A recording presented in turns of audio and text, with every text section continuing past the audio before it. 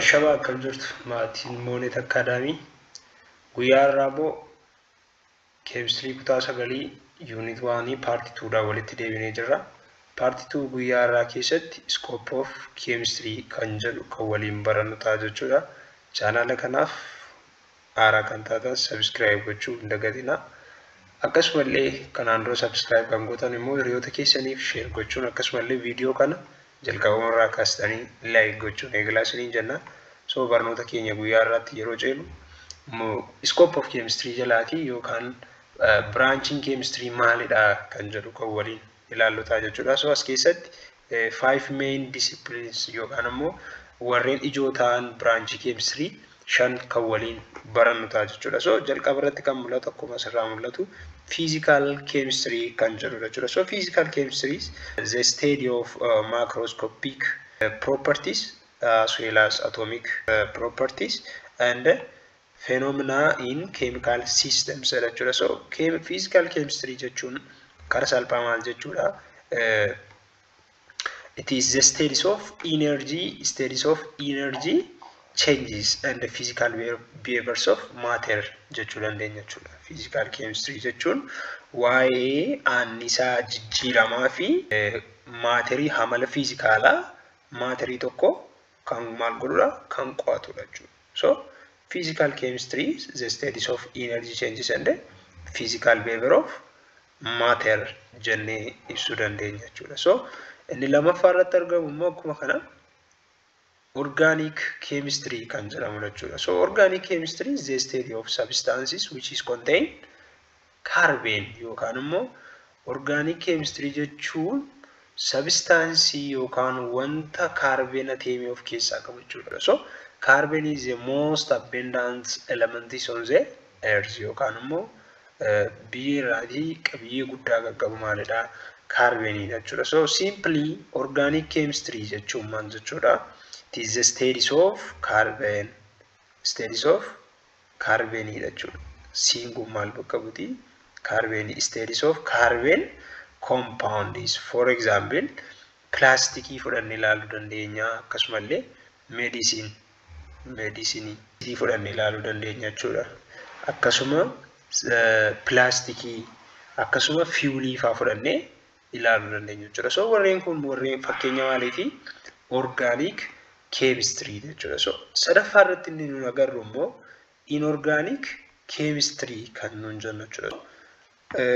Karaa salphaa inorganic chemistry jechuun maalidha? Studies of minerals yookaan immoo studies of metals jennee ibsuu dandeenya jechuudha. For example, ceramic faa fudhannee ilaaluu dandeenya jechuudha. Ceramic, catalyst warreen kuni fakkeenya maaliiti? Inorganic chemistry jechuudha. So simply inorganic chemistry is the studies of minerals and metals jenneetu karaa salphaa ta'een ibsuu dandeenya jechuudha. So afuraffaa irratti nun arginu kan biraan analytical chemistry isa jedhamu jechuudha. So analytical chemistry is the studies of or it is focus on the compositions of matter yookaan immoo matter irratti depend kan ta'u jechuudha.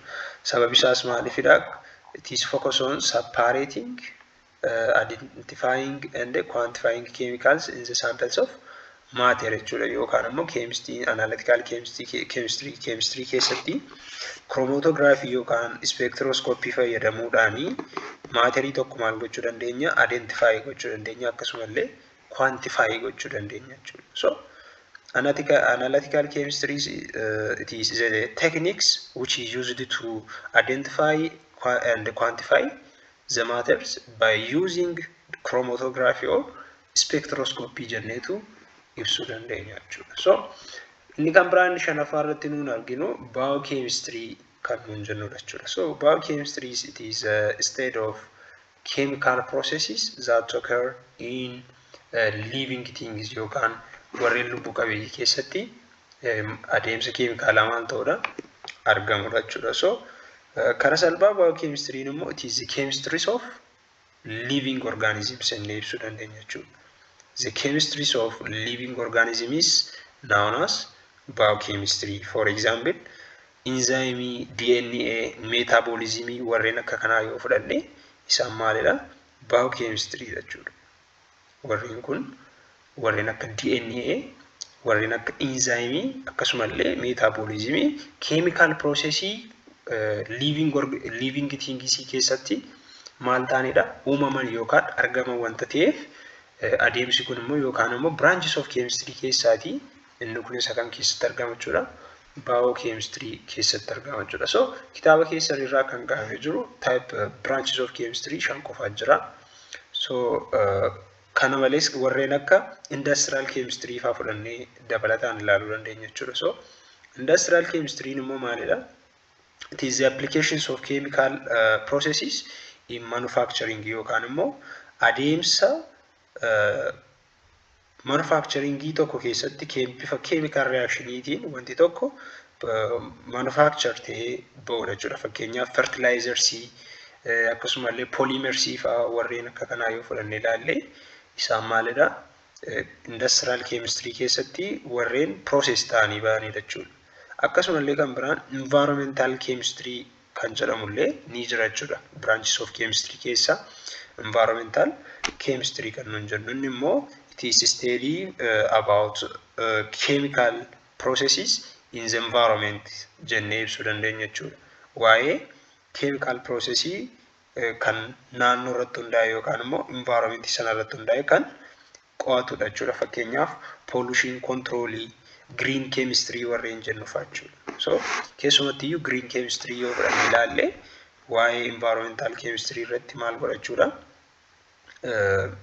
kan xiyyeeffatudha jechuudha. Environmental chemistry irratti kan xiyyeeffatudha jechuudha. So kan biraan branches of chemistry keessaa illee inni kan biraan nuclear chemistry kan jedhamu fudhannee ilaaluu dandeenya jechuudha. Inni immoo waa'ee radioactive substance akkasumallee nuclear reactions kan qo'atu jechuudha.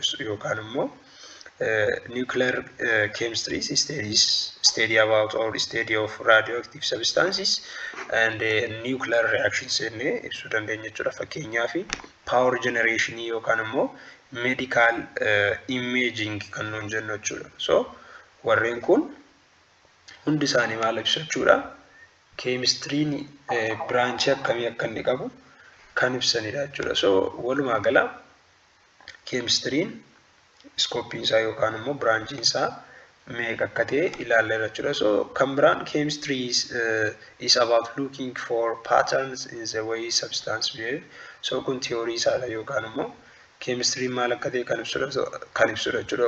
Kana malees the scope of chemistry includes agriculture, medicine, food production and building construction yookaan immoo chemistry maal keessattidha? Tokko agriculture yookaan qonnaa keessatti maalidha? Chemistry'n qooda olaanaa fudhata jechuudha yookaan qooda qaba jechuudha. Akkuma yeroo darbe paartii 1 keessatti baranne agriculture keessatti chemistry'n bu'aansaa tokko warreen akka farra qorichaa garaagaraa yookaan immoo farra aramaa garaagaraa hojjechuu keessatti agriculture keessatti bu'aa qaba. Akkasumallee yuuriyaadhaaf daabbii sanuun jennu mataan isaallee baay'een isaanii naayitiroojinii, saalfarii farraatii warreen waan hojjetamanii fi chemistry include ni godhachuudha. Medicinii keessatti yoo fudhanne ilaallee akkasuma medicinii keessatti draagii hojjechuudhaaf ni fayyada jechuudha. Draagii hojjechuu qoricha garaagaraa hojjechuu fi chemistry'n barbaachisaadha jechuudha. Akkasumallee food production keessattis bu'aa ni qabachuudha. Food production keessattis bu'aa ni qabachuudha. Akkasuma building construction kan jedhamu jechuudha. Fakkeenyaaf building construction keessatti immoo warreen akka polymers garaagaraa akkasumallee seeraamikii warreen garaagaraa fakkeenya garaagaraa fudhannee ibsuu ni dandeenya jechuudha. So walumaa gala scope of chemistry maalidha jechuudha? Baay'ee ga'ee guddaa kan qabudha jechuudha. So chemistry however is not only involved in providing useful substances in the areas of development and technology. So yookaan immoo chemistry'n useful substances isaa qofa osoo hin taane akkasumallee dangerous substances illee ni qaba jechuudha. Maal irratti? Dhala namaa irratti. Fakkeenyaaf warreen akka fluorochlorohydrocarbons fi oxides of nitrogen akkasuma carbon fi sulfur fudhannee ilaaluu dandeenya jechuudha. Warreen kun maalidha? Very dangerous substances that can negatively affect human beings life and environment warreen ta'anidha jechuudha.